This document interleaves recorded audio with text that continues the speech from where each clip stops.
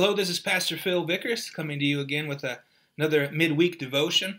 This time looking at Articles 10 and 11 of the Augsburg Confession. Article 10 of the Lord's Supper reads, "Of the supper of the Lord they teach that the body and blood of Christ are truly present and are distributed to those who eat the supper of the Lord, and they reject those who teach otherwise." There's a common misconception that Roman Catholics believe in the real presence, but Lutherans don't, or that Lutherans believe somehow in a lesser idea of the real presence than do Catholics.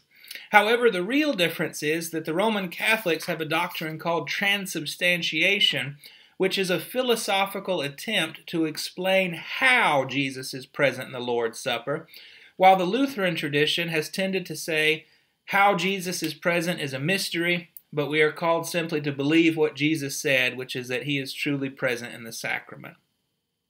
Article 11 of Confession reads, "Of confession they teach that private absolution ought to be retained in the churches, although in confession an enumeration of all sins is not necessary, for it is impossible."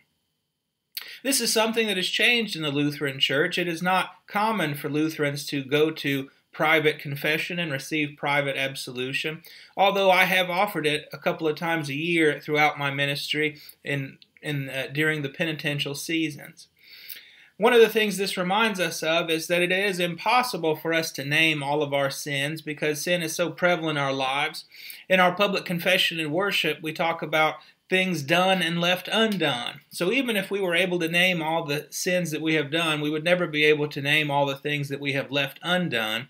And so what we're called to do is simply believe that all of our sins are forgiven by Jesus because of his merits, because of his righteousness, and because of his sacrifice. And so it is not necessary, although sometimes spiritually helpful, to name one's sins before another. I pray that you're doing well during your home confinement, and as always, if you need anything, please reach out to me. God bless.